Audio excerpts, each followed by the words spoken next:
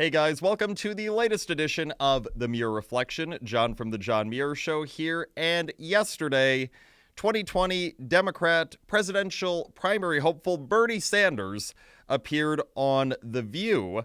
And Sanders was not taken as kindly to as a lot of other Democrat politicians are on The View. See, yesterday you had various co-hosts of The View questioning Bernie Sanders on his desired socialist healthcare system. Of course, we know that Bernie Sanders would love to implement a Medicare for all system in the United States. It is a socialist system, and it is massive in its projected price tag. We're talking tens of trillions of dollars to implement Bernie Sanders' desired socialist healthcare plan. But nonetheless, that's what Sanders says that he wants in the United States if he is elected the next president of this country. So yesterday, and credit to him, you had one of the co-hosts of The View asking Sanders, okay, well, don't you think that especially a time like this where the nation, the entire world is dealing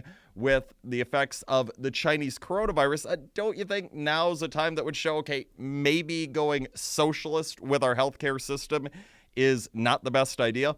Of course, Sanders refuted that, saying, no, it shows that we absolutely need a socialist healthcare system in the United States. But in reality, we certainly do not need a socialist healthcare system in the United States. Okay, first of all, if we had a socialist healthcare system in this country, you're talking about taxpayers having to fork over more of their money to the government to fund this massive government-run healthcare system at a time where we should obviously be heading in the opposite direction, where taxpayers should be allowed to keep a lot more of their hard-earned money and not have it taken from them by the government. So from a financial standpoint, the whole Medicare for all thing that Bernie Sanders is pitching is absolutely terrible. I mean, in reality, each person should be responsible for him or herself, not for complete strangers.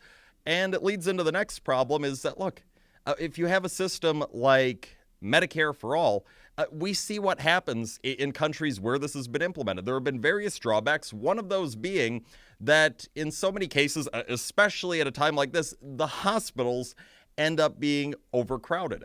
You end up having massive lines of people waiting to get care at these hospitals, opening the door for the very realistic possibility of a taxpayer who is paying for not only his or her own health care under this socialist healthcare system, but also for the health care of other people, complete strangers.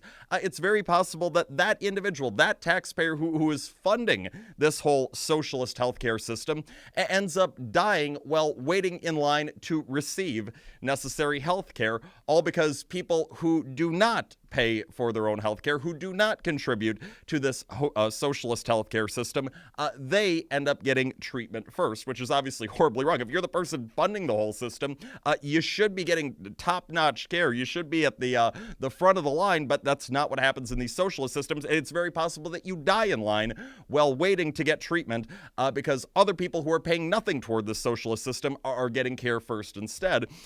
Just take a look right now. If you're not curious, how's a Medicare for all like system working in Italy right now?